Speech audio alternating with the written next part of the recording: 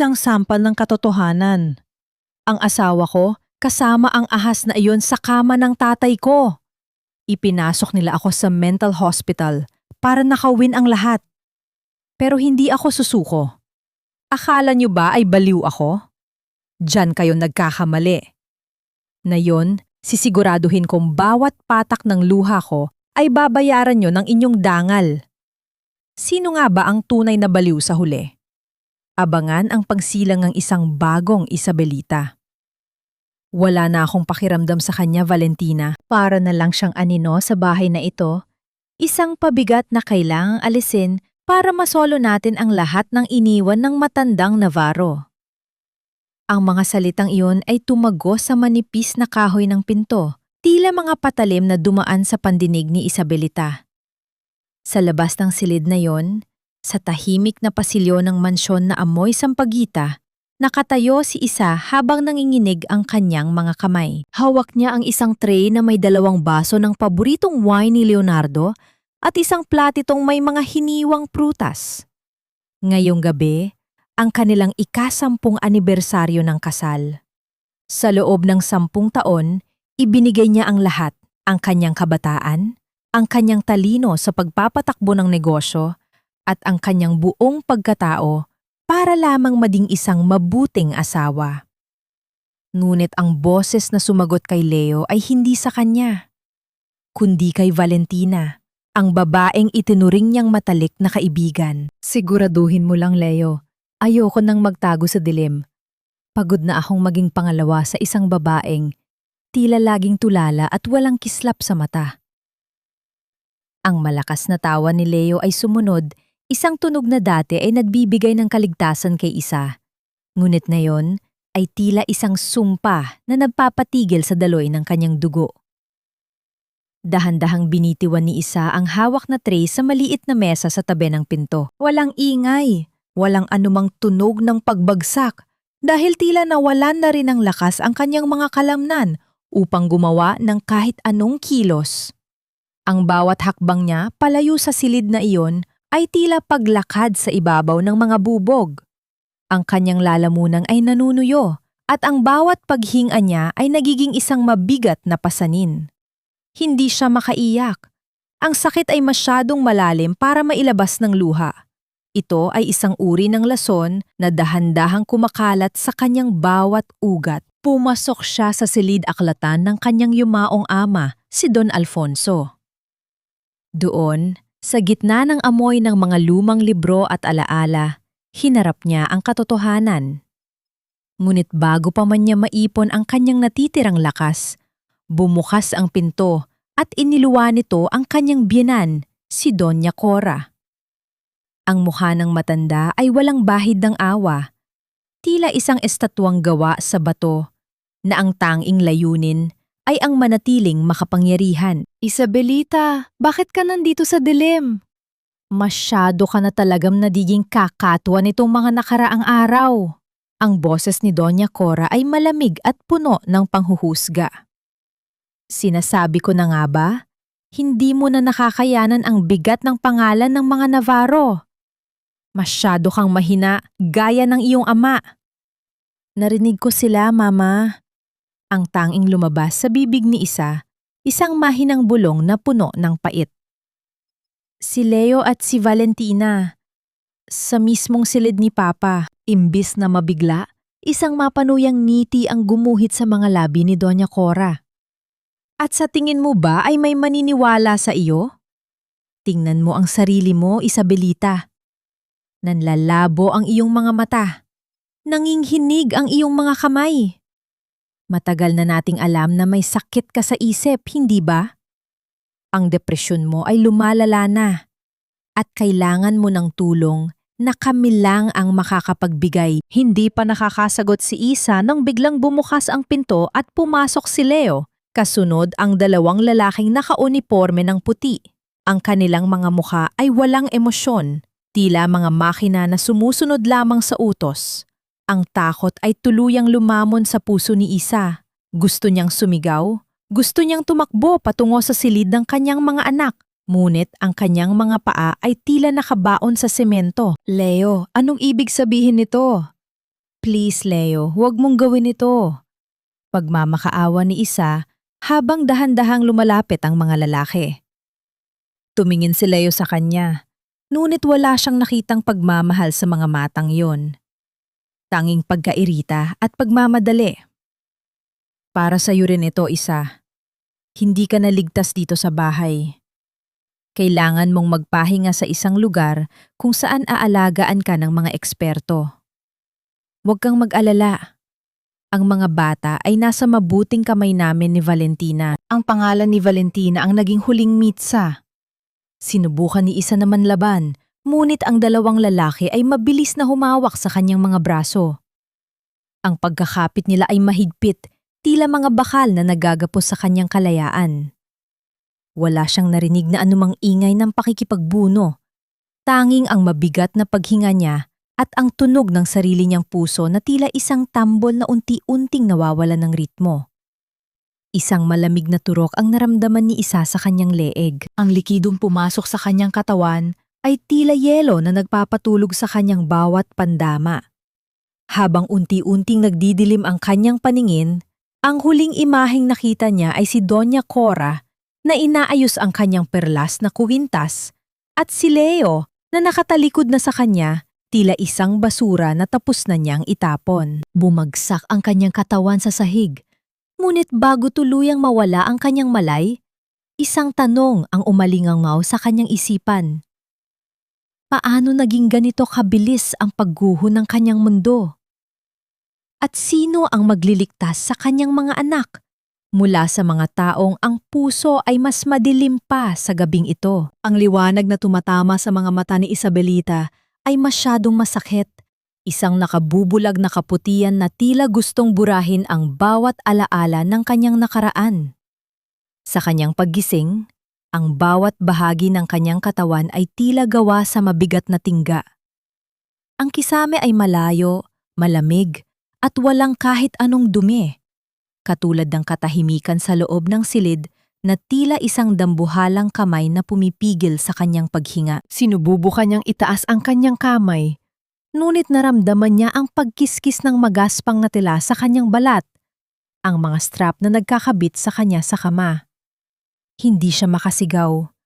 Ang kanyang lalamunan ay parang tuyong lupa na matagal nang hindi nadidilig. Sa bawat paglunok, tila may mga tinik na bumabara sa kanyang lalamunan. Ang huling alaala niya ay ang malamig na turok sa kanyang leeg at ang mukha ni Leonardo na unti-unting lumalayo habang siya ay nilalamon ng kadiliman. Dun, sa gitna ng kawalan, tanging ang mukha ng kanyang mga anak ang nagsisilbing mitsa ng kanyang natitirang malay. Ang kanilang mga tawa, ang amoy ng kanilang buhok, ang maliliit nilang kamay na humahawak sa kanyang palad, yun na lamang ang tanging kayamanang hindi mananakaw ni Leonardo. Ang tunog ng bakal na nagkiskisan sa pinto ay hudyat ng pagpasok ng isang panauhin. Hindi ito ang nurse na nagdadala ng mapait na gamot. Ang amoy ng mamahaling pabango, ang paborito niyang French perfume, ang unang bumati sa kanyang pang-amoy bago pa man niya makita ang anino ng babaeng pumasok. Si Valentina. Nakasuot ito ng isang sutlang bestida na kulay asul, ang kulay na paboritong isuot ni isa noong siya pa ang reyna ng mansyon ng mga Navarro. Gising ka na pala, Isa. Kumusta ang pagtulog mo sa bago mong palasyo? Ang boses ni Valentina ay puno ng pait na binalot ng peking tamis. Lumapit siya sa kama at dahan-dahang hinaplos ang pisngi ni Isa, isang hawak na tila gumagapang nauod sa balat ng biktima. Look at you. Masyado ka ng payat. Sabi ko naman sa'yo, hindi mo kayang dalhin ang stress ng pagpapatakbo ng kumpanya. Mabuti na lang at nandyan si Leo para asikasuhin ang lahat. Pinilit ni Isa na magsalita. Ang kanyang boses ay tila isang kalansing ng tuyong dahon. Ang mga anak ko. Nasaan ang mga anak ko? Isang mapanuyang tawa ang pinakawala ni Valentina habang tinitingnan ang kanyang sariling mga kuko na bagong ayos. Don't worry, Isa. They are perfectly fine. Actually, masaya sila sa bahay. Sabi ko sa kanila, nagbakasyon ka lang para magpagaling. Tinatawag na nila akong Tita Val. At sa totoo lang, mas masunurin sila sa akin kaysa sa iyo. Maybe soon, baka mama na rin ang itawag nila sa akin. Since ikaw naman ay opisyal ng idineklarang incapacitated ng korte. Ang bawat salita ni Valentina ay tila isang karayom na itinusok sa pinakamalalim na bahagi ng puso ni Isa. Ang sakit ay hindi na lamang emosyonal. Ito ay pisikal na hapdi na nagpapakirot sa bawat himaymay ng kanyang laman. Ang kanyang mga mata ay nanlabo dahil sa luhang ayaw bumagsak, luhang pinipigilan ng kanyang galit. Gusto niyang sugurin ang babaeng ito. Gusto niyang bawiin ang kanyang buhay. Ngunit, ang mga gapos sa kanyang mga braso ay paalala ng kanyang kasalukuyang kawalan ng kapangyarihan. Huwag ka nang lumaban, Isa. Doña Cora is very happy right now. Sa wakas, malinis na ang pamamalakad sa Navarro Shipping Lines. Wala nang nakikialam. Wala nang humaharang. Dagdag pa ni Valentina habang binubuksan ang isang maliit na bag at naglalabas ng isang salamin. See? This is what happens to people who think they are untouchable. You are just a name on a medical record now. Isang numero sa loob ng Amansinaya Mental Hospital. Nang lumabas si Valentina, ang silid ay muling binalot ng nakabibingig na katahimikan. Ang tunog ng kanyang mga hakbang palayo ay tila mga pahon na ibinabaon sa kabaong ni Isa. Nanatili siyang nakahiga roon, nakatingin sa kisame, habang ang kadiliman ng gabi ay dahan-dahang pumasok sa bintana. Ang kanyang isipan ay tila isang dagat na puno ng bagyo, naghahanap ng kahit anong rason upang huwag sumuko. Ilang oras ang lumipas nang bumukas muli ang pinto. Isang matandang nurse ang pumasok upang palitan ang kanyang swero. Walang imik ang nurse. Ang kanyang mga mata ay nakatingin lamang sa sahig. Ngunit nang itaas nito ang kumot ni Isa upang ayusin ang kanyang higaan, naramdaman ni Isa ang isang mabilis at palihim na pagdikit ng isang maliit na papel sa kanyang palad. Mabilis na itinago ni Isa ang papel sa ilalim ng kanyang likuran habang papalabas ang nurse. Sa gitna ng dilim, habang ang bawat segundo ay tila isang mabigat na pasanin, dahan-dahang binuksan ni Isa ang papel. Sa tulong ng manipis na liwanag mula sa buwan na dumadaan sa rehas ng bintana, nabasa niya ang ilang salitang nakasulat sa isang pamilyar na sulat kamay. Huwag kang mawawala ng pag-asa. Darating ako. M? Sino si M? At paano nito nalaman ang kanyang kinaroroonan sa gitna ng impyernong ito? Ang tanging alam ni Isa, sa unang pagkakataon mula nang siya ay dinala rito, naramdaman niya ang isang maliit na kislap ng apoy sa loob ng kanyang nanlalamig na dibdib. Ang laban ay hindi pa tapos. Ang bawat tibok ng puso ni Isabelita ay tila isang marahang katok sa pintuan ng pag-asa na matagal na niyang ipininid. Hawak-hawak pa rin niya ang maliit na piraso ng papel. Ang kanyang mga daliri ay nanginginig habang pilit na inaaninag ang titik na nagbigay sa kanya nang hindi maipaliwanag na init sa gitna ng malamig na silid. Ang letrang M ay tila isang mahiwagang susi sa kanyang nakaraan, isang pangalang matagal na niyang hindi binabanggit ngunit nakatatak sa bawat pahina ng kanyang kabataan. Lumipas ang ilang araw na puno ng pantitiis. Ang bawat pang-ikot ng susi sa kandado ng pinto ay nagdadala ng takot sa pag-aakalang muli siyang bibisitahin ng mapanirang titig ni Valentina o ng malamig na tinig ni Doña Cora. Ngunit sa hapong iyon, ang tunog ng mga yabag sa pasilyo ay iba. Hindi ito ang nagmamadaling hakbang ng mga nurse o ang matunog na takong ni Valentina. Ito ay mabigat, direkta, at tila may dalang layunin. Nang bumukas ang pinto, isang lalaking naka-Amerikana ang pumasok. Ang kanyang tindig ay matikas, ang kanyang mga mata ay nagtatago sa likod ng salamin. Ngunit sa kabila ng kanyang propesyonal na anyo, mayroong bahid ng lumbay sa kanyang muka nang magtama ang kanilang mga paningin. Si Mateo Cruz. Ang batang lalaki na dati ay kasama ni Isa na naghahabol ng mga tutubi sa hardin ng mga Navarro. Ang lalaki naging matagumpay na abogado Ngunit piniling manatili sa anino ng kanyang buhay. Good afternoon, Mrs. Reyes. I am Attorney Mateo Cruz, a legal consultant assigned to review the welfare of the patients in this facility. Ang kanyang boses ay pormal, malakas at malinaw para marinig ng nurse na nakatayo sa labas ng pinto. Ngunit habang nagsasalita siya, ang kanyang kanang kamay ay dahan-dahang humawak sa gilid ng mesa at nakita ni Isa ang mahigpit na pagkuyom ng kanyang mga palad. Hindi makapagsalita si Isa. Ang kanyang lalamunan ay tila binarahan ng isang malaking bato. Ang bawat luhang pinigilan niya sa harap ni Valentina ay tila gustong kumawala sa harap ng lalaking ito. Mateo, ang tanging taong nakakita sa kanya bilang Isabelita, hindi bilang tagapagmana ng mga Navarro, at lalong hindi bilang asawa ni Leonardo. Nang makaalis ang nurse upang kumuha ng ilang dokumento, biglang nagbago ang aura ni Mateo. Humakbang siya palapit sa kama at sa isang mabilis na galaw, hinawakan niya ang nanginginig na kamay ni Isa. Ang init ng kanyang palad ay tila isang kuryenteng bumuhay sa mga natutulog na ugat ni Isa. Ang kanyang mga mata na kanina ay puno ng lamig, ngayon ay nag-uumapaw sa galit at pagmamahal.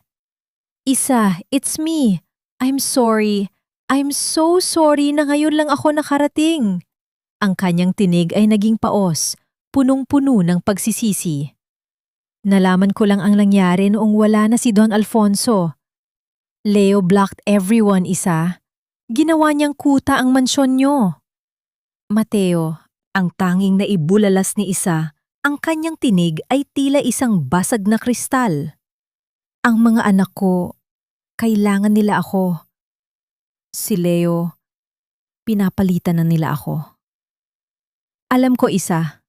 I know everything. Valentina and Leo, they think they've won, but they're wrong. Ang bawat salita ni Mateo ay tila isang pangako na nakaukit sa bato. I've been investigating the medical records. Peke ang lahat, Isa. Ang mga gamot na ibinibigay nila sa'yo, ang diagnosis ng doktor, it's all a setup, but we have to play it smart. Hindi kita pwedeng ilabas dito ng basta-basta. Kailangan nating patunayan na biktima ka ng isang malaking sabwatan. Tiningnan ni Isa ang lalaking nasa kanyang harapan. Sa loob ng maraming taon, inakala niya na siya ay mag-isa sa pakikipaglaban sa malupit na mundo ng mga Reyes. Ngunit narito si Mateo, itinataya ang kanyang karera, ang kanyang pangalan, para sa isang babaeng matagal nang kinalimutan ng mundo. Isang hindi maipaliwanag na pakiramdam ang gumapang sa puso ni Isa. Isang pakiramdam ng kaligtasan sa gitna ng panganib. Mateo, bakit? Tanong ni Isa, habang ang unang patak ng luha ay dahan-dahang gumuhit sa kanyang maputlang pisngi. Bakit mo ito ginagawa para sa akin? Maraming taon na ang lumipas. Sandaling natigilan si Mateo. Dahan-dahang inabot ng kanyang daliri ang luha sa pisngi ni Isa, isang haplos na tila nanggaling sa pinakamalalim na bahagi ng kanyang kaluluwa. Ang katahimikan sa pagitan nila ay naging mas makahulugan kaysa sa anumang salita. Ang bawat buntong hininga ni Mateo ay tila nagdadala ng bigat ng isang pag-ibig na hindi kailanman naglaho. Isang damdaming nanatiling tapat sa kabila ng panahon at distansya. Dahil nangako ako kay Don Alfonso bago siya mamatay, na hinding-hindi kita pababayaan. Bulong ni Mateo, habang ang kanyang mga mata ay nanatiling nakatitig sa mga mata ni Isa. At dahil hanggang ngayon, Isa, ikiwaw pa rin ang tanging dahilan kung bakit ako naging ganito katatag. Bago pa man makasagot si Isa, narinig nila ang muling paglapit ng mga hakbang ng nurse sa pasilyo. Agad na tumayo si Mateo at inayos ang kanyang suot na Amerikana. Muling ibinalik ang kanyang maskara bilang isang seryosong abogado. Ngunit bago siya tuluyang tumalikod, muli siyang lumingon kay Isa. Isa, makinig ka. I will be back. For now, kailangan mong magpanggap. Hayaan mong isipin nilang nananalo sila. Huwag kang iinom ng kahit anong gamot na hindi galing sa nurse na nag-abot sa iyo ng sulat ko. Mag-ingat ka. Habang isinasara ni Mateo ang pinto, naiwang mag-isa si Isa sa loob ng silid. Ngunit sa pagkakataong ito, ang katahimikan ay hindi na nakakatakot. Ang bawat paghinga niya ay tila may kasamang panalangin. Ngunit sa likod ng kanyang bagong nahanap na pag-asa, isang tanong ang hindi mawala sa kanyang isipan. Gaano kalayo ang handang gawin ni Leo at Valentina upang mapanatili ang kanilang mga ninakaw na yaman? At handa ba siyang harapin ang mas malalim pang lihim na itinatago ni Mateo? Ang bawat araw sa loob ng Amansinaya Mental Hospital ay tila isang mahabang prosesyon ng kapanglawan, kung saan ang tanging kasama ni Isabelita ay ang malamig na semento at ang sarili niyang mga gunita. Ngunit sa likod ng kanyang mga matang, tila walang kislap, at ang kanyang pagkilos na tila isang robot, mayroong isang apoy na muling naglalayab dahil sa pangako ni Mateo. Upang mabuhay, kailangan niyang mamatay. Kailangan niyang ibaon ang totoong Isabelita at isuot ang maskara ng isang babaeng tuluyan ng nilisan ng katinuan. Naupo si Isa sa isang lumang bangko sa hardin ng pasilidad kung saan ang mga tuyong dahon ay dahan-dahang nalalaglag sa lupa nang walang anumang ingay. Nakatitig siya sa kawalan. Ang kanyang bibig ay bahagyang nakabukas at ang kanyang mga daliri ay tila naglalaro sa hangin. Sa paningin ng mga nurse na nagmamasin sa malayo, siya ay isa lamang biktima ng matinding depresyon na tuluyan ng bumigay. Ngunit sa loob-loob niya, bawat segundo ay ginugugol niya sa pag-alala sa mga detalye ng negosyo ng kanyang ama, pilit na binubuo ang puzzle ng sabwatang sumira sa kanya. Ang katahimikan ng hapon ay nabasag nang marinig niya ang tunog ng mabibigat na hakbang sa damuhan. Hindi niya kailangang lumingon upang malaman kung sino ang dumarating. Ang amoy ng tabako at ang mabigat na aura ng pagmamalaki ay sapat na upang makilala niya si Leonardo. Huminto ang kanyang asawa sa kanyang harapan. Ang mga anino nito ay tumakip sa kakarampot na sikat ng araw na tumatama sa mukha ni Isa. Isa, tingnan mo ako. Nandito ako para bisitahin ka. Ang boses ni Leo ay puno ng pekeng pag-aalala, ngunit merong bahid ng pagkainip. Lumuhod siya sa harap ni Isa at hinawakan ang kanyang nanginginig na kamay. Look at you. Masyado ka nang malayo ang tingin. I brought some papers here, honey. Alam mo naman na ang Navarro Shipping Lines ay kailangang magpatuloy. Para ito sa future ng mga anak natin. I need you to sign these para hindi na tayo mahirapan sa mga legalities habang nagpapagaling ka. Nanatiling tulala si Isa. Ang bawat salita ni Leo ay tila isang malakas na sampal sa kanyang pagkatao. Gusto niyang duraan ang mukha ng lalaking ito. Gusto niyang isigaw ang lahat ng kanyang nalalaman. Ngunit nanatili siyang matatag sa kanyang pagganap. Bahagyang gumalaw ang kanyang labi, bumubulong ng mga salitang walang kahulugan, tila nakikipag-usap sa isang multo sa hangin. Ano yun, Isa? Can you sign this for me? Just a small signature. Pamimilit ni Leo habang inilalapit ang panulat sa kanyang palad. Sa sandaling iyon, habang iniabot ni Leo ang dokumento, nahagip ng mga mata ni Isa ang isang bagay na nagpatigil sa daloy ng kanyang dugo.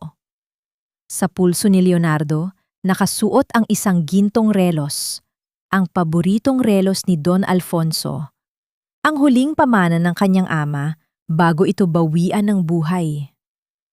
Ang bawat kislap ng ginto sa ilalim ng sikat ng araw ay tila isang tawa ng pangungutya mula kay Leo. Ang relos na iyon ay sagrado sa mga Navarro, isang simbolo ng danggal at katapatan. Ngunit ngayon ay nakasuot ito sa kamay ng taong pumatay sa kaligayahan ng huling tagapagmana. Naramdaman ni Isa ang mabilis na pagpintig ng kanyang puso sa kanyang dibdib, ang init ng galit na tila gustong sumabog mula sa kanyang lalamunan. Ang kanyang mga kuko ay dahan-dahang bumaon sa kanyang sariling palad upang pigilan ang pagsigaw. Isabelita! Who is Isabelita?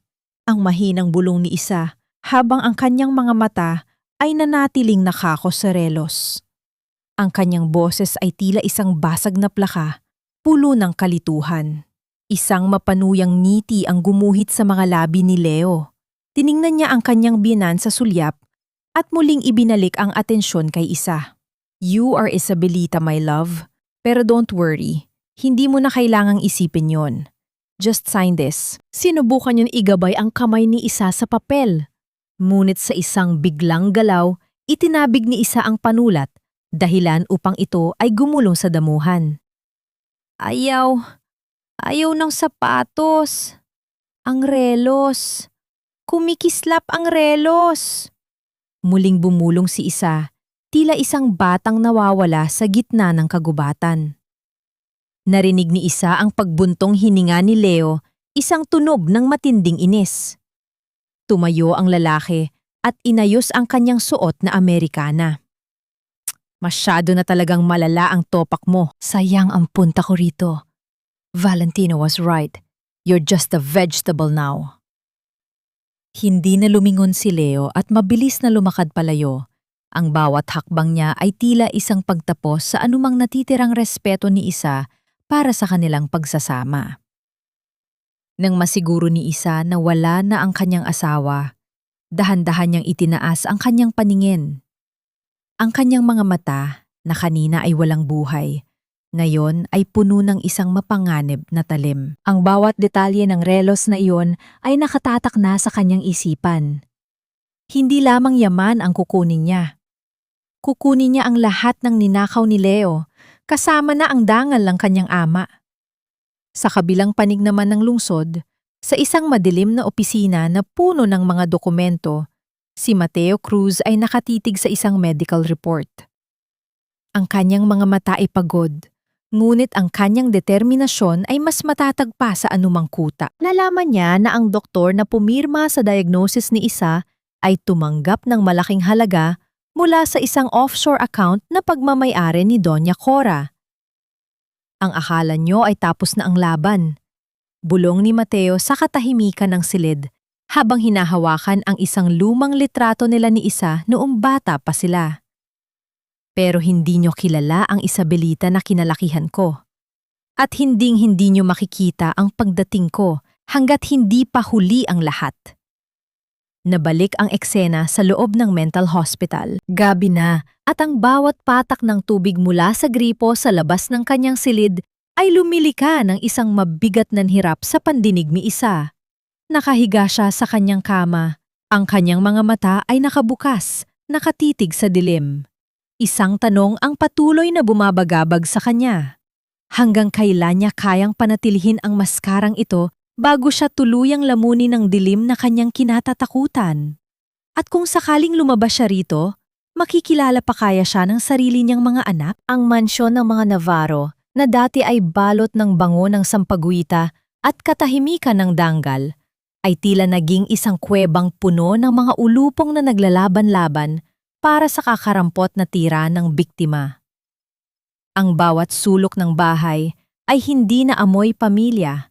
Ito ay amoy ng labis na karangyaan na pilit itinatago ang nabubulok na moralidad sa loob. Ang mga kurtinang dati ay maayos na nakasabit ay tila nawala na ng kislap, katulad ng mga taong naninirahan sa loob nito. Sa gitna ng malawak na sala, ang tunog ng mabilis na paghakbang ni Doña Cora ay nagpapakita ng kanyang mag-uumapaw na galit. Hawak niya ang isang mahabang listahan ng mga bayarin sa credit card. Ang kanyang mga daliri ay nanginginig sa pot habang binabasa ang bawat halagang nakasulat doon. Ang bawat numero ay tila isang patalim na sumasaksak sa kanyang pagiging kuripot at sakim sa pera. Valentina! Bumaba ka rito ngayon din! Ang sigaw ni Doña Cora ay umalingaw-ngaw sa buong kabahayan, tila isang kulog na nagbabadya ng malakas na bagyo. Dahan-dahang bumaba sa hagdan si Valentina, nakasuot ng isang mamahaling silk robe at may hawak na baso ng juice. Ang kanyang mukha ay walang bakas ng pagsisisi. Tila isang reyna na hindi kayang abutin ng anumang kritisismo. Ang bawat hakbang niya sa makinis na sahig ay tila isang paghamon sa awtoridad ng matandang Reyes. Bakit ba ang aga-aga ay sumisigaw kayo, Mama? You're ruining my mood! Ang sagot ni Valentina habang matabang na tumingin sa kanyang binan. Mood? Ang mood mo ang uubos sa kaba ng pamilyang ito. Itinapon ni Doña Cora ang mga papel sa ibabaw ng lamesa. Ang tunog ng pagbagsak ng mga ito ay tila mga tuyong dahon sa gitna ng tagtuyot. 5 milyong piso sa loob ng isang buwan para sa mga bag at alahas. Akala mo ba ay tumutubo ang pera sa Harden? Hindi pa nga natin ganap na nakukuha ang lahat ng shares ni Isabelita. Winawaldas mo na ang lahat. Isang mapanuyang ngiti ang gumuhit sa mga labi ni Valentina. Inilapag niya ang kanyang baso at lumapit kay Doña Cora. Ang kanyang mga mata ay nanlilisik sa ambisyon. Mama, wag nating kalimutan kung sino ang gumawa ng paraan para mawala si Isa. Kung hindi dahil sa akin, hanggang ngayon ay sunod-sunuran pa rin ang anak niyo sa babaeng yon. I deserve this luxury. At kung ayaw niyo akong gastusan, baka gusto niyo ring malaman ng mga investigador kung kaninong ideya ang pagpepeke ng medical records. Ang mukha ni Doña Cora ay biglang namutla. Tila isang telang dumaan sa matapang na lason. Ang kanyang lalamunan ay tila binarahan ng sarili niyang takot. Sa kabilang dako, sa isang sulok ng Harden, nakaupo ang 2 anak ni Isa. Ang kanilang mga mukha ay malayo ang tingin. Ang kanilang mga laruan ay nakakalat sa damuhan na tila mga basurang walang halaga. Ang panganay na si Gab ay yakap ang kanyang nakababatang kapatid na si Mia. Wala na ang kanilang dating sigla. Ang kanilang mga mata ay naghahanap sa isang bulto na dati ay laging naroon upang sila ay hagkan at protektahan. Kuya, kailan babalik si Mama? Ang mahinang tanong ni Mia. Ang kanyang boses ay tila isang basag na huni ng ibon. Sabi ni Tita Val, baliw daw si Mama kaya hindi na siya babalik. Huwag kang makikinig sa kanya, Mia. Hindi baliw si Mama. Hahanapin natin siya. Bulong ni Gab habang pilit na pinapatatag ang kanyang boses kahit na ang kanyang sariling balikat ay nanginginig sa pagnanais na umiyak. Habang nagaganap ang kaguluhan sa mansyon, si Mateo Cruz ay nasa loob ng kanyang opisina. Pilit na binubuo ang mga piraso ng katotohanan. Sa harap niya ay ang kopya ng huling testamento ni Don Alfonso Navarro na isinumitate ni Leo sa korte. Gamit ang isang magnifying glass, tinitingnan ni Mateo ang bawat kurba ng pirma ng matanda. Hindi ito ang pirma ni Don Alfonso sa huling buwan ng kanyang buhay. Bulong ni Mateo sa kanyang sarili. Masyadong matatag ang mga guhit. Noong mga panahong yon, ang kamay ni Don Alfonso ay nanginghinig na dahil sa kanyang sakit. Ang pirma na ito ay ginawa ng isang taong malakas at nasa tamang katinuan. Naramdaman ni Mateo ang mabilis na pagpintig ng kanyang ugat sa sentido. Ang bawat ebidensyang kanyang natatagpuan ay tila isang hagdan patungo sa kaligtasan ni Isa. Ngunit bawat hakbang ay puno rin ng panganib. Alam niyang, sa sandaling ilabas niya ang katotohanan ito, hindi lamang ang karera niya ang itataya niya, kundi ang buhay niya mismo. Biglang uminit ang kanyang bulsa dahil sa pag-vibrate ng isang burner phone, isang telepono na tanging para sa kasong ito lamang niya ginagamit. Ang liwanag ng screen ay tumama sa kanyang mukha sa gitna ng madilim na silid. Walang nakasulat na pangalan. Tanging isang serye ng mga numero na hindi niya kilala. Dahan-dahan niyang sinagot ang tawag. Ang katahimikan sa kabilang linya ay tila isang mabigat na ulap na nagbabadya ng ulan. Pagkalipas ng ilang segundo, isang boses ang narinig niya. Isang boses na tila galing sa ilalim ng lupa, paos at puno ng takot. Attorney Cruz, alam ko ang totoong nangyari sa huling gabi ni Don Alfonso Navarro. Alam ko kung anong ginawa nila sa matanda bago nila ito pinapirma sa pekeng testamento. Ang puso ni Mateo ay tila tumigil sa pagtibok. Sino ka? Paano ko malalaman na nagsasabi ka ng totoo? Hindi mahalaga kung sino ako. Pero kung gusto mong makuha ang ebidensya, magpunta ka sa lumang pantalan ng Maynila bukas ng hating gabi. Mag-isa ka lang. Kung hindi, hinding-hindi na makakalabas ng buhay si Isabelita sa lugar na kinaroroonan niya. Ang tunog ng pagkaputol ng linya ay nag-iwan ng isang nakabibingig na katahimikan sa loob ng opisina ni Mateo. Napasandal siya sa kanyang upuan. Ang bawat paghinga niya ay tila isang pakikipaglaban sa kawalan. Ang laban ay hindi na lamang tungkol sa pera o ari-arian. Ito ay tungkol sa isang buhay na unti-unting pinapatay ng mga taong itinuring niyang pamilya. Handas na ba siyang pumasok sa lungga ng mga ulupong upang iligtas ang babaeng tanging laman ng kanyang puso? Ang lumang aklatan sa loob ng mansyon ng mga Navarro ay tila isang kaban ng mga nakalimutang alaala.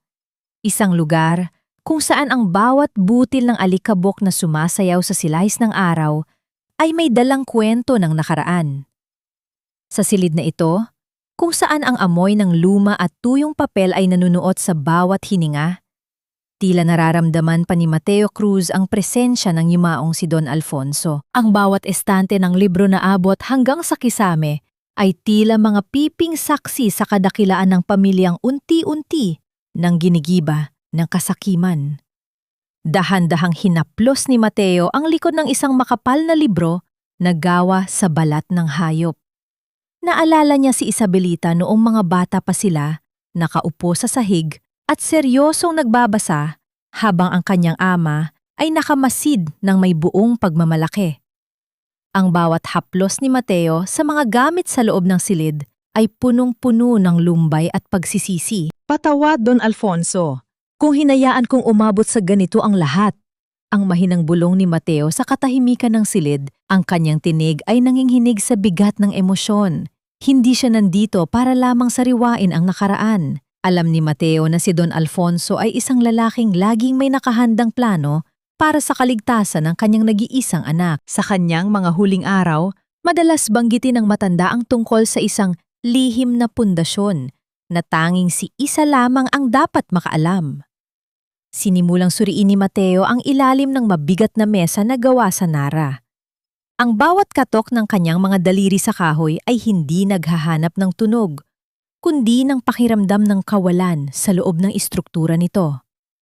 Pagkalipas ng ilang oras na puno ng pagtitiyaga, napansin niya ang isang bahagi ng sahig sa ilalim ng estante na tila may bahagyang siwang. Gamit ang isang manipis na piraso ng metal, dahan-dahan niyang inangat ang isang bahagi ng kahoy. Naramdaman niya ang marahang pag-urong ng isang lihim na mekanismo sa likod ng mabigat na estante, isang tunog ng kahoy na kumikiskis sa isa pang kahoy na tila isang bulong mula sa kabilang buhay. Doon, sa loob ng isang maliit at madilim na puwang, nakita niya ang isang baul na gawa sa bakal. Ang bawat paghinga ni Mateo ay naging mabigat habang binubuksan ang baul. Sa loob nito ay isang makapal na sobrang kulay kape, selyado ng pulang talo na may marka ng singsing ni Don Alfonso. Ang kanyang mga kamay ay nanginginig habang dahan-dahang binubuksan ang sobre. Hindi ito ang testamento na isinumite ni Leonardo sa korte. Ito ay mas bago, mas detalyado, at may petsang isang linggo lamang bago pumanaw ang matanda. Binasa ni Mateo ang bawat salita ng may matinding konsentrasyon. Ang kanyang puso ay tila isang tambol na bumibilis ang bawat pintig habang binabaybay ang bawat probisyon ng di inaasahang testamento.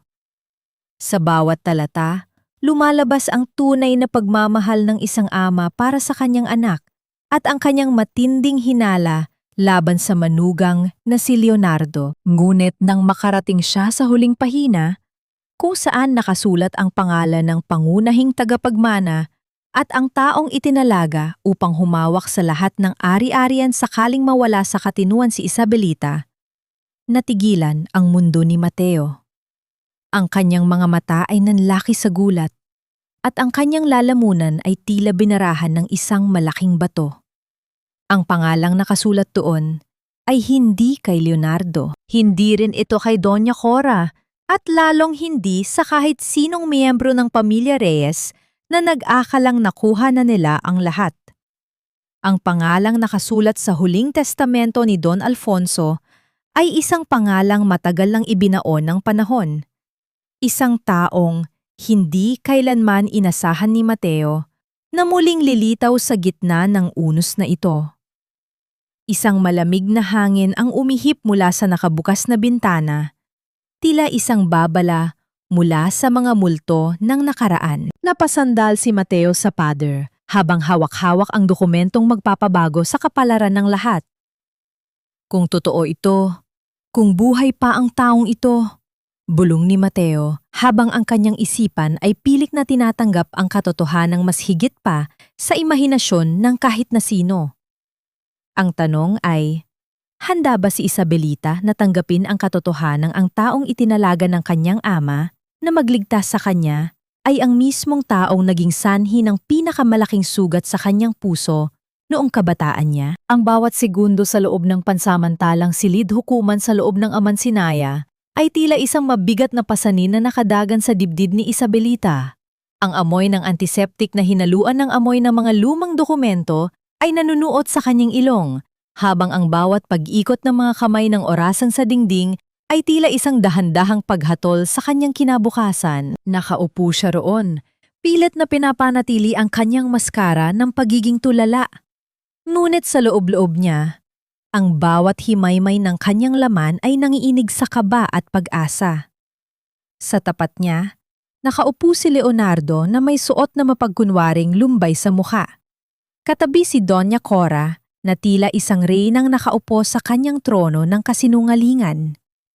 Ang kanilang mga mata ay hindi tumitingin kay isa, kundi sa hukom. Tila, tinitiyak na ang kanilang binayarang hustisya ay masusunod. Ngunit ang bawat plano nila ay unti-unting nayayanig sa bawat salitang binibitawan ni Mateo Cruz. Your Honor, ang aking kliyente ay hindi biktima ng sarili niyang isip. Siya ay biktima ng isang sistematikong paglalason na pinlano ng mga taong pinakamalapit sa kanya. Ang boses ni Mateo ay matatag. Bawat kataga ay tila isang matalim na espada na humihiwa sa katahimikan ng silid. Inilabas niya ang mga orihinal na medical logs na nakuha niya mula sa isang nurse na may budi. Ito ang ebidensya na ang mga gamot na ibinibigay kay Mrs. Reyes ay hindi para sa kanyang paggaling, kundi upang panatilihin siyang laging tulala at walang kakayahang lumaban. Nakita ni Isa ang dahan-dahang pagbabago sa mukha ni Leonardo. Ang kanyang asawa ay nagsimulang gumalaw ng hindi mapakali sa kanyang upuan, habang ang mga daliri ni Doña Cora ay mahigpit na humawak sa kanyang mamahaling bag. Ang bawat pahina ng dokumentong inililipat ni Mateo ay lumilika ng isang marahang tunog ng papel na tila isang bulong ng katarungang matagal nang naisantabi. Nang ilabas ni Mateo ang huling alas, ang forensic report ng di inaasahang testamento ni Don Alfonso, ang silid ay binalot ng isang nakabibingig na katahimikan. Ang hukom ay dahan-dahang nagbasa. Ang kanyang mga mata ay naniningkit sa bawat detalyeng isiniwalat ni Mateo. Sa sandaling iyon, naramdaman ni Isa ang isang mainit na tingin mula kay Mateo. Hindi ito tingin ng isang abogado sa kanyang kliyente. Ito ay tingin ng isang taong handang ibigay ang lahat para sa kaligtasan ng babaeng mahal niya. Base sa mga ebidensyang inihain ng depensa, ang korte ay nagdedeklara na ang pagkaka-confine kay Mrs. Isabelita Navarro Reyes ay walang basehan at labag sa batas. Ipinag-uutos ng korteng, ito ang kanyang kagarang paglaya. Ang hatol ng hukom ay tila isang malakas na pagbukas ng mga pintuan ng langit para kay Isa. Wala siyang narinig na anumang ingay mula sa paligid, tanging ang sarili niyang paghinga na sa wakas ay naging malaya. Ang mga strap na dati ay gumagapos sa kanyang kalayaan ay tila dahan-dahang natanggal. Tumayo siya ng dahan-dahan. Ang kanyang mga binti ay nanginginig pa rin.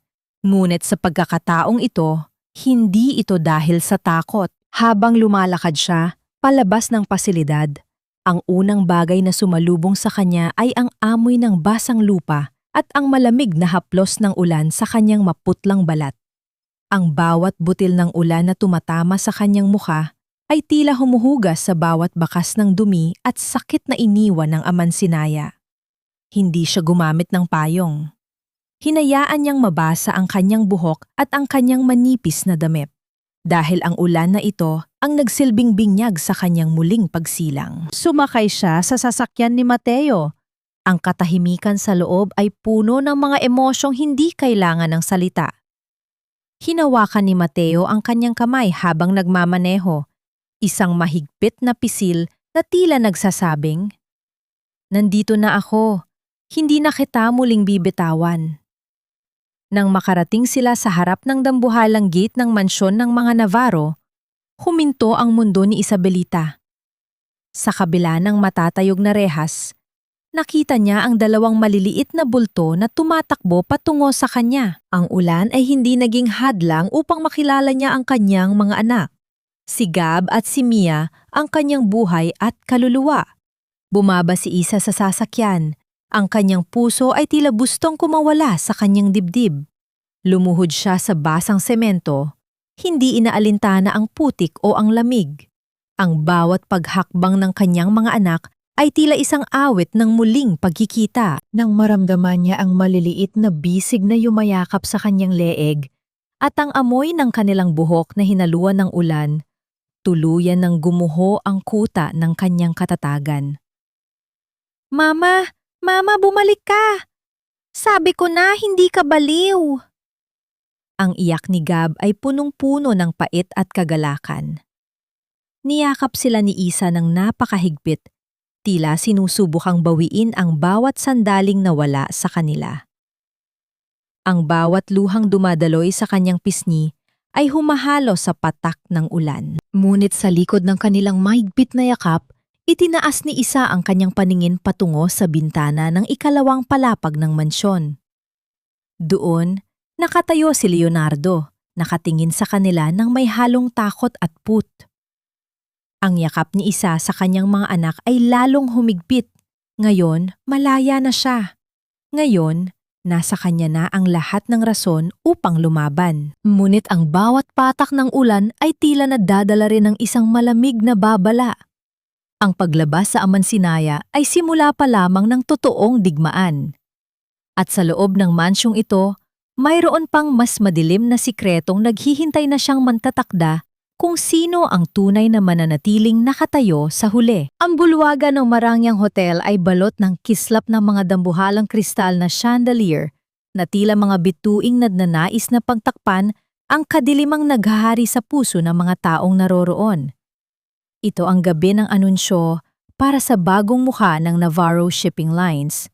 Isang gabing dapat ay magtatampok sa tagumpay nina Leonardo at Valentina. Ang bawat mahinhin na kalansing ng mga kubyertos at ang marahang himig ng orkestra ay lumilika ng isang atmosfera ng kapangyarihan at yaman. Ngunit para sa mga nakakaalam ng katotohanan, ito ay isang piging sa ibabaw ng isang libingan.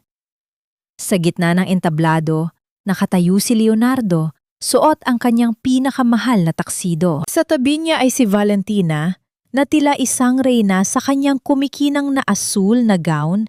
Ang mga braso ay nakapulupot sa lalaking inagaw niya mula sa kanyang matalik na kaibigan. Ang kanilang mga tawa ay pulo ng pagmamalaki. Tila ba tuluyan na nilang nabaon sa limot ang babaeng itinapon nila sa dilim. Sa gabing ito, hindi lamang natin ipinagdiriwang ang paglago ng ating kumpanya.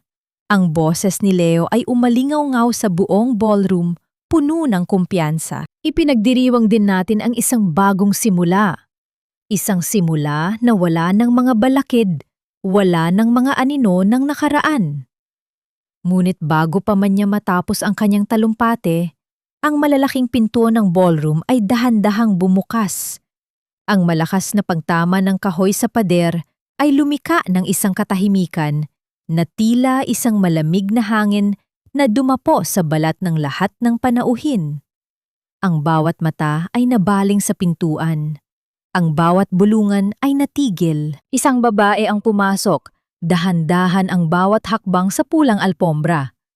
Nakasuot siya ng isang mahabang bestida na kulay pula, isang kulay na tila naglalaboy na apoy sa gitna ng kadiliman. Ang kanyang buhok ay maayos na nakapusod. Ang kanyang mukha ay walang bahid ng pagkapagod o sakit. Ang kanyang mga mata ay hindi na ang mga matang puno ng luha sa Amansinaya. Ito ay mga matang tila may dalang kidlat.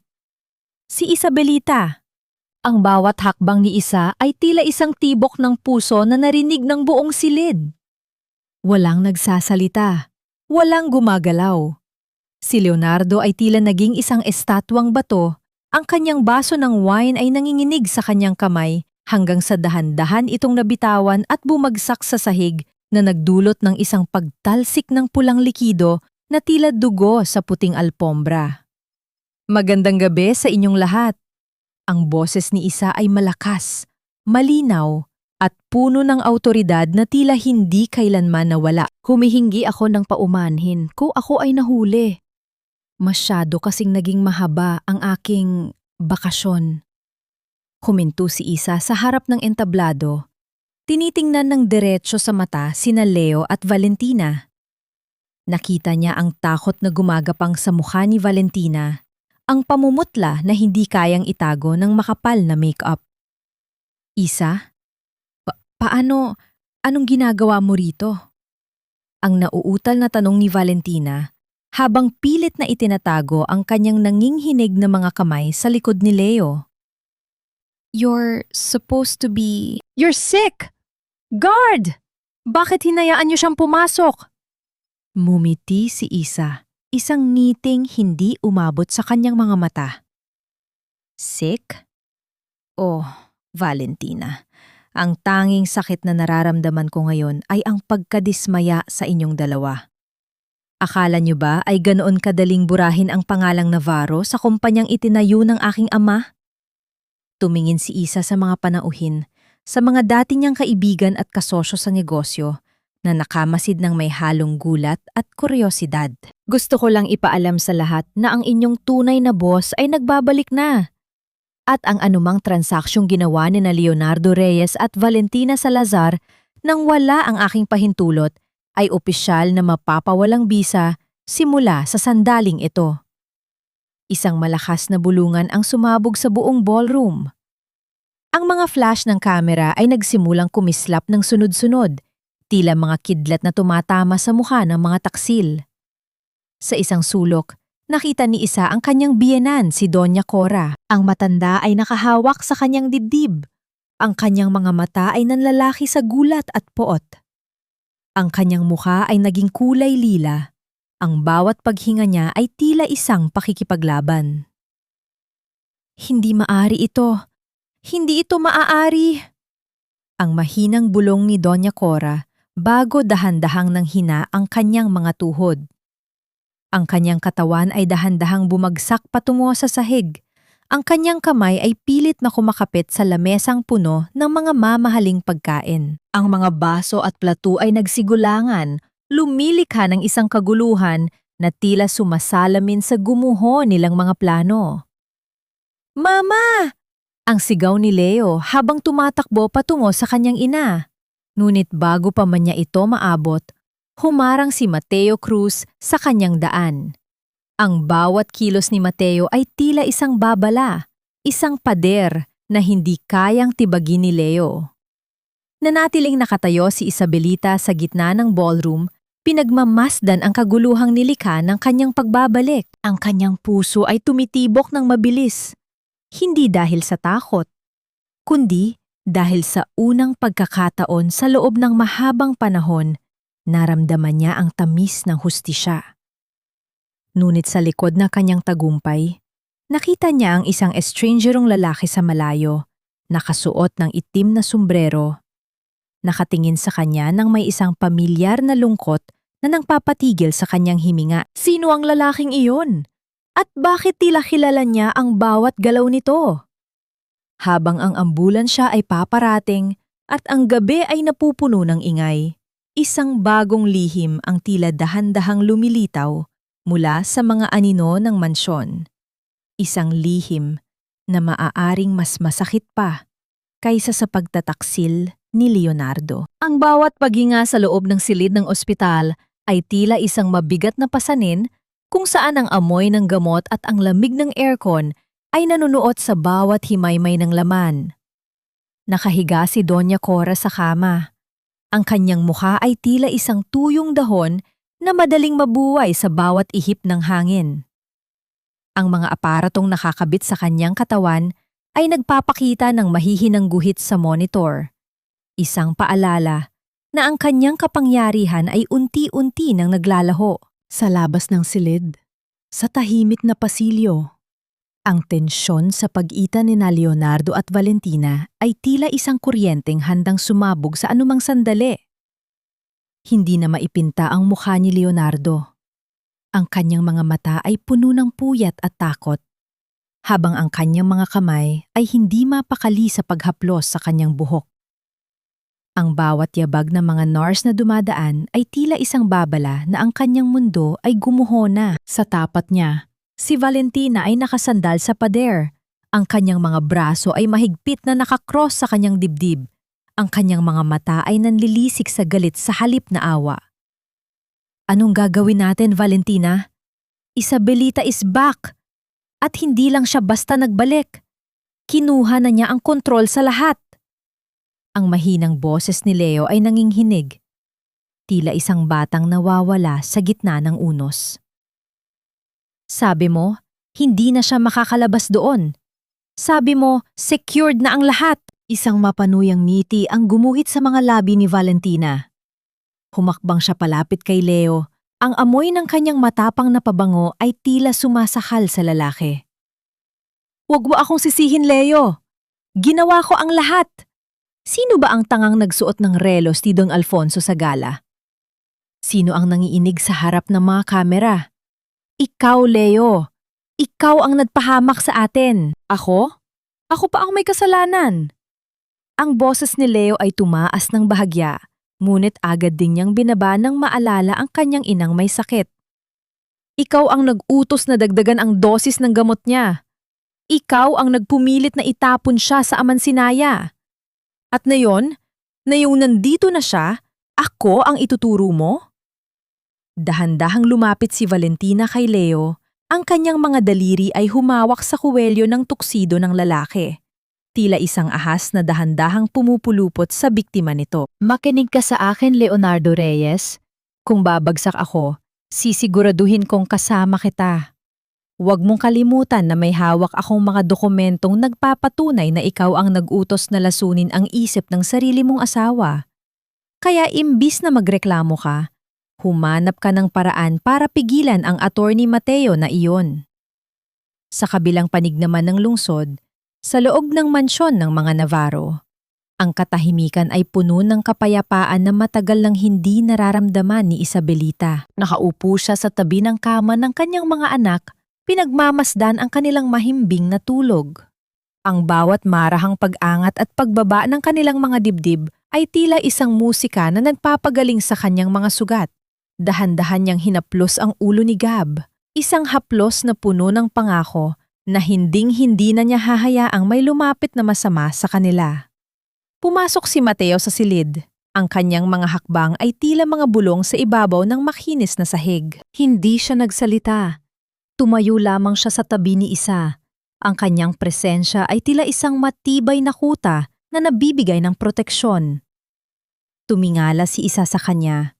Ang kanyang mga mata ay puno ng pasasalamat na hindi kayang bayaran ng anumang yaman. Mateo, tama ba ang ginagawa ko? Ang mahinang tanong ni Isa. Ang kanyang boses ay tila isang kalansing ng kristal sa gitna ng gabi. The more I push them, the more I see how ugly they've become. Is it worth it? Hinawakan ni Mateo ang balikat ni Isa. Ang init ng kanyang palad ay tila isang gamot sa nanlalamig na puso ng babae. Worth it ang lahat, Isa. Hindi ito tungkol sa paghihigante. Tungkol ito sa katarungan para sa iyo, sa tatay mo, at sa mga anak mo. Huwag mong hayaang kainin ka ng awa para sa mga taong hindi kailanman naawa sa iyo. Nabalik ang eksena sa ospital. Ang katahimikan sa pasilyo ay biglang naputol nang marinig ang tunog ng isang malakas na pagtama ng palad ni Valentina sa pisingi ni Leonardo. Ang bawat guhit ng daliri ni Valentina ay tila naging pula sa puting balat ni Leo. Ang lalaki ay natigilan. Ang kanyang mga mata ay nanlalaki sa gulat at poot. "Iyon ay para matauhan ka!" Ang bulong ni Valentina na puno ng venom. "Huwag kang maglalakas loob na talikuran ako, Leo, dahil bago pa man ako makulong, sisiguraduhin kong wala nang matitira sa'yo, kahit ang pangalan mo." Tumingin si Leo kay Valentina at sa unang pagkakataon, nakita niya ang isang dambuhalang halimaw sa halip na ang babaeng kanyang minahal. Ang kanilang pag-ibig na itinayo sa ibabaw ng pagtataksil at kasalanan ay nagsisimula ng mabulok mula sa loob. Sa gitna ng dilim ng pasilyo, isang anino ang nakamasid sa kanila mula sa malayo. Isang taong may hawak na recorder na dahan-dahang lumalakad palayo nang walang anumang ingay. Sino ang nakamasid sa kanila? At anong bagong ebidensya ang hawak nito na maaaring tuluyang magpabagsak sa pamilya Reyes? Habang ang gabi ay lumalalim, ang bawat lihim ay tila dahan-dahang humahanap ng paraan upang lumabas sa liwanag, at ang bawat desisyon ni isa ay magdadala sa kanya sa isang katotohanang hindi niya kailanman inasahan. Ang bawat paghinga sa loob ng silid-hukuman ay tila isang mabigat na pasanin, kung saan ang amoy ng luma at tuyong papel ay humahalo sa malamig na hangin galing sa aircon. Nakaupo si Isabelita sa kanyang silya. Ang kanyang likod ay tuwid na tuwid, tila isang kuta na hindi kayang tibagin ng anumang unos. Sa kabilang panig, nakaupo sina Leonardo at Valentina, habang si Doña Cora ay nakaupo sa kanyang wheelchair. Ang kanyang mukha ay maputla, ngunit ang kanyang mga mata ay nananatiling puno ng mapanganib na talim. Ito ang sandali ng huling paghuhukom, ang dulo ng mahabang kalsada ng paghihirap na dinanas ni isa. Tumayo si Mateo Cruz. Ang kanyang mga hakbang sa makinis na sahig ay tila isang babala na ang katotohanan ay hindi na mapipigilan. Ang bawat kilos niya ay puno ng tiwala sa sarili.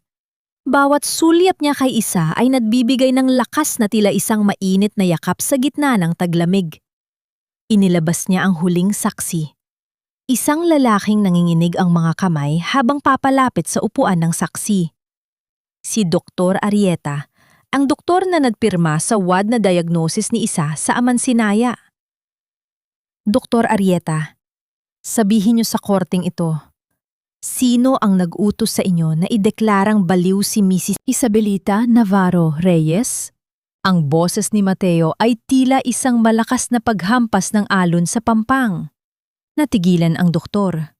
Tumingin siya kay Doña Cora na nooy nanlilisik ang mga mata sa kanya. Tila isang babala na ang kanyang buhay ay nakataya. Ngunit nang magtama ang paningin nila ni Mateo at makita ang mga dokumentong hawak nito, ang mga kopya ng offshore bank transfers, tuluyan ng gumuho ang kanyang katatagan. Binayaran ako ni Doña Cora Reyes. Ang boses ng doktor ay tila isang paos na bulong na bumasag sa katahimikan ng buong silid. Sabi niya, kailangang mawala si Isabelita sa landas ni Leonardo para makuha nila ang buong kontrol sa Navarro Shipping Lines. Pinilit nila akong dagdagan ang dosis ng gamot niya para maging totoo ang kanyang depresyon.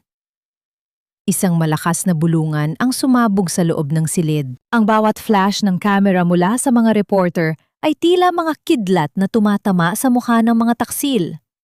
Ngunit hindi pa doon nagtatapos si Mateo. Humakbang siya palapit kay Doña Cora. Ang kanyang mukha ay tila isang hukom na handang magbigay ng parusa. Your Honor, hindi lamang ang pagpapakulong kay Isabelita ang krimen dito. Dagdag ni Mateo habang inilalabas ang isang maliit na digital recorder.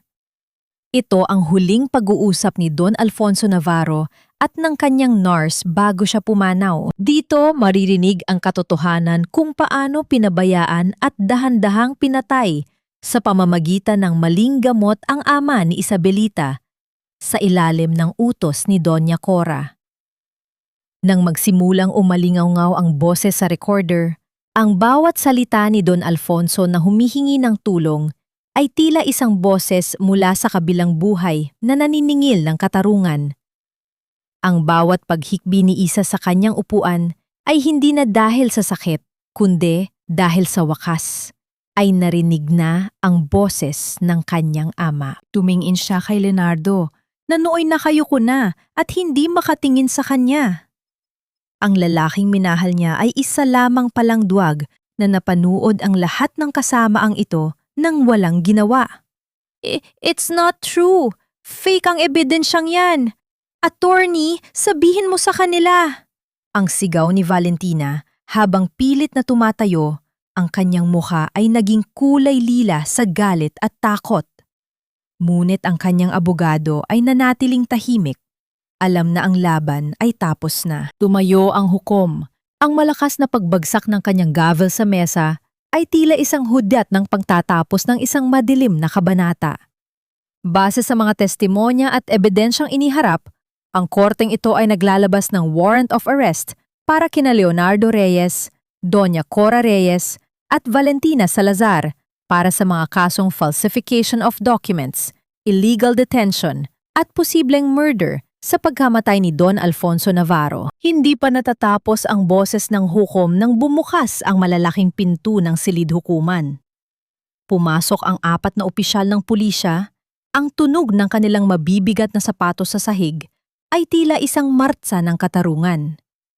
Ang kislap ng mga bakal na posas sa ilalim ng liwanag ng silid ay tila isang sumpa para sa mga taong naging sakim. Leonardo Reyes, Doña Cora Reyes, Valentina Salazar, you are all under arrest. Ang boses ng pulis ay malamig at walang emosyon. Dahan-dahang lumapit ang mga pulis kay Leonardo na noiwala ng lakas upang manlaban. Ang bawat pagpihit ng kandado ng posas sa kanyang mga pulso ay tila isang tunog ng pagguho ng kanyang buong mundo. Si Valentina ay nagsimulang magwala, sumisigaw ng mga salitang puno ng pait, habang si Doña Cora ay nanatiling nakatitig kay Isa. Ang kanyang mga mata ay puno ng hindi matanggap na pagkatalo. Naglakad si Isabelita palapit sa kanila. Huminto siya sa harap ni Leonardo, tinitigan ang lalaking sumira sa kanyang pamilya. Walang galit sa kanyang mukha, tanging ang isang malalim na awa para sa isang taong nawala ng kaluluwa dahil sa pera. Pagkatapos, tumingin siya kay Mateo na nooy nakatayo sa kanyang tabi, handang alalayan siya sa kanyang bawat hakbang. Tapos na ang lahat, Mateo. Bulong ni Isa, habang ang unang patak ng luha ng kagalakan ay dahan-dahang gumuhit sa kanyang pisingi. Nang ilabas ang mga akusado mula sa silid hukuman, napansin ni Isa ang isang pamilyar na bulto sa labas ng pinto. Ang estrangerong lalaki na nakita niya sa gala. Sa pagkakataong ito, hindi ito nakasombrero. Ang kanyang mukha ay malinaw na sa ilalim ng liwanag. Ang kanyang mga mata ay saktong-sakto sa mga mata ni Don Alfonso. Isang malakas na pakiramdam ang gumapang sa puso ni Isa na nagpatigil sa kanyang paghinga. Sino ang lalaking ito na tila isang replika ng kanyang yumaong ama? At anong papel ang gagampanan niya sa bagong simula ni Isabelita? Ang bawat yabag ni Isabelita sa malamig na pasilyo ng City Jail ay tila isang mabigat na bilang ng mga taong nawala sa kanyang buhay. Ang amoy ng kalawang at luma na semento ay nanunuot sa kanyang ilong, isang matinding kaibahan sa amoy ng mga sariwang bulaklak sa kanyang mansyon. Nakasuot siya ng simpleng puting bestida. Ang kanyang mukha ay payapa, ngunit ang kanyang mga mata ay nagtataglay ng isang uri ng lalim na tila isang dagat pagkatapos ng isang malakas na bagyo. Huminto siya sa harap ng isang rehas na bakal, kung saan ang anino ng isang lalaki ay dahan-dahang gumalaw mula sa dilim. Si Leonardo. Ang lalaking dati ay itinuring niyang mundo, ang ama ng kanyang mga anak. Ngayon ay nakaupo sa isang manipis na katre. Ang kanyang mga damit ay gusot at ang kanyang balbas ay hindi na naahit. Ang bawat paghinga ni Leo ay tila isang pakikipaglaban sa sarili niyang pagsisisi. Nang iangat niya ang kanyang paningin at makita si Isa, Ang kanyang mga mata ay dahan-dahang napuno ng luha. Isang huli at desperadong paghingi ng tawad na wala ng silbi. Isa, nandito ka. Ang boses ni Leo ay paos, tila isang basag na plaka na pilit na pinatutugtog. I'm sorry, Isa. Patawarin mo ako. Nabulag ako sa yaman, sa pangako ni Mama at Valentina. Please, help me. Ang mga bata, sabihin mo sa kanila na mahal ko sila. Tumingin si Isa sa kanya ng matagal. Ang bawat segundo ng katahimikan ay tila isang habang buhay na paghuhukom. Wala siyang naramdamang galit. Wala ring poot. Ang tanging naroon ay ang isang malalim na pagkaawa para sa isang taong pinili ang pansamantalang kislap ng ginto kaysa sa tunay na ningning ng pag-ibig. Dahan-dahan niyang inabot ang rehas, ngunit hindi upang hawakan ang kamay ni Leo, kundi upang tuluyan ng isara ang pinto ng kanyang nakaraan. Leo, pinatawad na kita bago pa man ako lumabas ng amansinaya. Ang boses ni Isa ay malumanay, puno ng kapayapaan na tila isang mahinahong awit sa gitna ng gabi. Hindi dahil karapat-dapat ka sa patawad, kundi dahil karapat-dapat ang puso ko na lumaya mula sa iyo. Ang mga bata ay nasa mabuting kamay.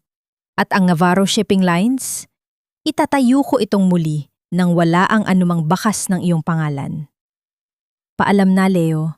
Nang tumalikod si Isa, wala siyang narinig, kundi ang mahinang paghikbi ni Leo na tila isang hangin na dumaraan sa mga siwang ng bintana. Ang bawat hakbang niya palayo sa bilangguan ay tila isang pagtanggal ng mga tanikalang gumagapos sa kanyang kaluluwa. Sa labas ng pasilidad, ang sikat ng araw ay tila isang mainit na yakap na sumalubong sa kanya. Pagkalipas ng ilang linggo, ang mansyon ng mga Navarro ay muling nabuhay. Ang tunog ng tawa ni Gab at Mia sa harden ay tila isang musika na nagpawi sa bawat pait ng nakaraan. Si Doña Cora at Valentina ay nasa kani-kanilang mga selda, naghihintay ng hatol, habang si Isa ay abala sa muling pagbuo ng kanyang imperyo. Ngunit sa gitna ng kanyang pagiging abala, mayroong isang anino na laging naroon upang siya ay protektahan. Nakaupo si Isa sa beranda, hawak ang isang tasa ng tsaa habang pinagmamasdan ang papalubog na araw. Isang marahang tunog ng paghakbang sa kahoy na sahig ang nagpahiwatig ng pagdating ni Mateo Cruz. Ang abogado ay hindi na nakasuot ng kanyang seryosong Amerikana. Nakasuot lamang siya ng isang simpleng polo. Ang kanyang mukha ay banayad at puno ng isang damdaming matagal na niyang itinatago. The kids are finally asleep. Ang boses ni Mateo ay tila isang mahinang bulong na nagpadama ng kilig sa buong pagkatao ni Isa. Lumapit si Mateo at tumayo sa tabi niya. Ang kanilang mga balikat ay dahan-dahang nagkadikit ng hindi sinasadya. Salamat sa lahat, Mateo. Kung wala ka, baka hanggang ngayon ay nakatihin pa rin ako sa puting kisame ng amansinaya. Ani Isa, habang ang kanyang mga daliri ay dahan-dahang naglaro sa gilid ng kanyang tasa. Hinawakan ni Mateo ang kamay ni Isa, isang marhang haplos na tila nang galing sa pinakamalalim na bahagi ng kanyang kaluluwa. Ang init ng kanyang palad ay tila isang kuryenteng nagpabilis sa pintig ng puso ni Isa. Tumingin si Mateo sa kanyang mga mata. Ang kanyang titig ay puno ng katapatan at isang pangakong hindi na kailangang bigkasin. Hindi ko ito ginawa dahil sa tungkulin, Isa. Bulong ni Mateo habang dahan-dahan niyang inilalapit ang kanyang mukha sa mukha ni Isa. Ang kanilang mga hininga ay tila naghahalo sa hangin. Ginawa ko ito dahil 10 taon akong naghintay para sa pagkakataong ito. 10 taon akong nanalangin na muli kang maging malaya. Para lang masabi ko sa iyo kung gaano kita kamahal. Naramdaman ni Isa ang mabilis na pagpintig ng kanyang puso sa kanyang dibdib. Tila isang tambol na bumibilis ang bawat ritmo. Isang hindi maipaliwanag na saya ang bumuhos sa kanyang puso. Isang pakiramdam ng pagiging kabilang, ng pagiging ligtas. Dahan-dahang isinandal ni Isa ang kanyang ulo sa balikat ni Mateo, habang ang kadiliman ng gabi ay dahan-dahang pumasok sa paligid. Mateo, baka masyadong mabilis ang lahat. Ang mahinang bulong ni Isa, ngunit ang kanyang kamay ay mahigpit na humawak sa kamay ng lalaki. Maghihintay ako, Isa, kahit gaano pa katagal. Ang sagot ni Mateo, sabay dampi na isang mabilis at magaan na halik sa kanyang noo. Nang gabing iyon, habang ang buwan ay tila isang saksing nakamasid sa kanila, naramdaman ni Isa na sa wakas ay natagpuan na niya ang kanyang tahanan. Ngunit sa likod ng kanilang kaligayahan, isang liham ang naiwan sa mesa ni Don Alfonso. Isang liham na selyado ng isang pamilyar na marka na hindi kay Don Alfonso. Isang liham na nagsasabing ang misteryosong lalaki sa gala ay hindi lamang isang estrangero, kundi isang bahagi ng kanyang nakaraan na hindi niya akalaing magbabalik. Sino ang lalaking ito? At anong katotohanan ang hatid ng liham na ito na maaaring muling yumanig sa payapang buhay ni Isabelita? Habang ang simoy ng hangin ay nagdadala ng babala, ang muling pagbango ni Isa ay tila may kasamang isang bagong hamon na mas matindi pa kaysa sa anumang bagyong kanyang dinaanan. Ang bukang liwayway sa dalampasigan ng Batangas ay tila isang pintura ng Diyos, kung saan ang langit ay naglalaro sa pagitan ng kulay ginto at rosas. Ang bawat marahang paghampas ng alon sa pampang ay lumilihan ng isang ritmo na tila humuhugas sa bawat bakas ng pait na iniwan ng nakaraan. Sa gitna ng puting buhangin, isang simpleng arko na pinalamutian ng mga sariwang sampagwita at puting rosas ang nakatayo. Ang bango nito ay humahalo sa alat ng dagat at sa lamig ng simoy ng umaga. Nakatayo si Isabelita sa harap ng salamin sa loob ng isang maliit na cottage. Nakasuot siya ng isang simpleng bestida na gawa sa telang pinya. Ang disenyo ay klasiko at puno ng dangal. Ang kanyang mukha ay wala ng bahid ng takot. Ang bawat guhit ng kanyang labi ay nagpapakita ng isang uri ng kapayapaan na tanging ang mga taong nakadaan sa apoy ang makakatamo. Dahan-dahan niyang hinaplos ang kanyang buhok at sa kanyang mga mata ay sumalamin ang gunita ng lahat ng kanyang pinagdaanan, mula sa dilim ng amansinaya hanggang sa liwanag ng kanyang muling pagbangon. "Mama, ang ganda niyo po!" Ang tinig ni Mia ay tila isang malambing na huni ng ibon. Pumasok ang bata kasama ang kanyang kuya na si Gab, na nooy suot ang isang barong Tagalog na tila isang replika ng pagkatao ni Don Alfonso. Niyakap sila ni Isa ng mahigpit. Ang bawat tibok ng puso ng kanyang mga anak sa kanyang dibdib ay tila isang gamot na tuluyan ng nagpatalinhaga sa kanyang mga sugat. "Salamat mga anak. Kayo ang dahilan kung bakit nanatiling matatag ang puso ni Mama." Nang magsimulang maglakad si Isa patungo sa dalampasigan, ang bawat paghakbang niya sa malambot na buhangin ay tila isang pag-iwan sa bawat bigat ng kanyang kahapon. Sa dulo ng arko, nakatayo si Mateo Cruz. Ang kanyang titig ay hindi kumukurap. Ang kanyang mga mata ay nagniningning sa isang uri ng paghanga at pag-ibig na matagal na niyang ipinagkait sa kanyang sarili. Ang bawat paghinga ni Mateo ay tila bumibilis habang papalapit ang babaeng 10 taon niyang ipinaglaban sa kanyang mga panalangin. "Hindi ko akalaing darating ang araw na ito." Ang bulong ni Mateo nang sa wakas ay magkaharap na sila. Hinawakan niya ang mga kamay ni Isa. Ang init ng kanilang mga palad ay tila isang kuryenteng nabubuklod sa kanilang mga kaluluwa. "Salamat sa hindi pagsuko sa akin, Mateo." Ang sagot ni Isa, habang ang kanyang boses ay bahagyang nanginginig sa matinding emosyon. "Salamat sa pagiging aninoko sa gitna ng dilim." Ang seremonya ay payak ngunit puno ng mga salitang nanggaling sa pinakamalalim na bahagi ng kanilang mga puso. Walang magarbong orkestra, tangi ang tunog ng hangin at ang marahang pagaspas ng mga dahon ng niyog ang nagsilbing saksi. Nang ipagpalit nila ang kanilang mga sumpaan, naramdaman ni Isa ang isang hindi maipaliwanag na kagaanan. Isang pakiramdam na sa wakas, ang kanyang kwento ay hindi na tungkol sa paghihigante, kundi tungkol sa pag-ibig na nagpapatawad at nagpapagaling.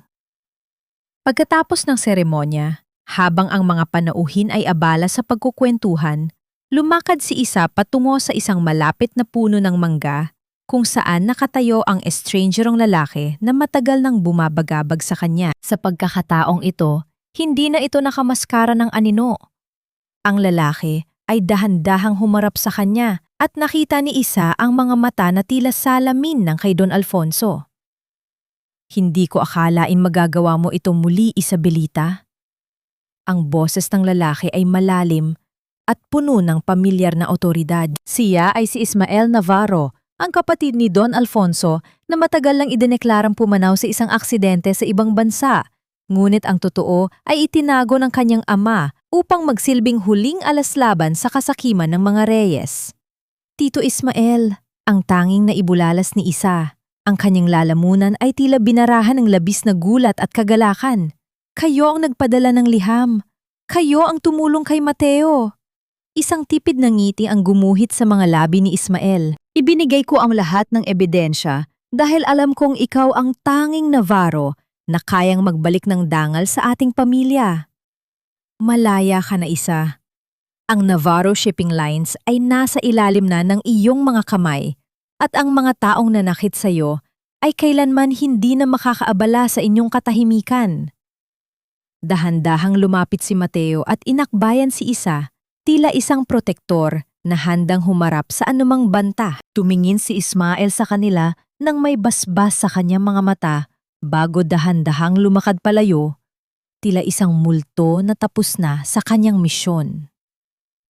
Nanatiling nakatayo sina Isa at Mateo sa dalampasigan, pinagmamasdan ng araw na dahan-dahang lumulubong sa guhit tagpuan. Ang bawat kislap ng tubig sa ilalim ng huling sinag ng araw ay tila mga diamante na nagdiriwang sa kanilang tagumpay. Isinandal ni Isa ang kanyang ulo sa balikat ni Mateo. Ang kanyang kamay ay mahigpit na nakahawak sa kamay ng lalaki. "Isang bagong simula, Mateo," bulong ni Isa, habang ang kanyang mga mata ay nakapikit. Dinaramdam ang kapayapaan sa kanyang paligid. "Isang bagong buhay, Isabelita," ang sagot ni Mateo, sabay dampi ng isang malambing at matagal na halik sa kanyang noo. Sa huling pagkakataon, ang bawat pait, bawat luha, at bawat hapdi ng amansinaya ay tuluyan ng tinangay ng hanging dagat. Ang kwento ng isang pusong nawasak ay natapos hindi sa isang sigaw ng galit, kundi sa isang mahinahong bulong ng pag-asa.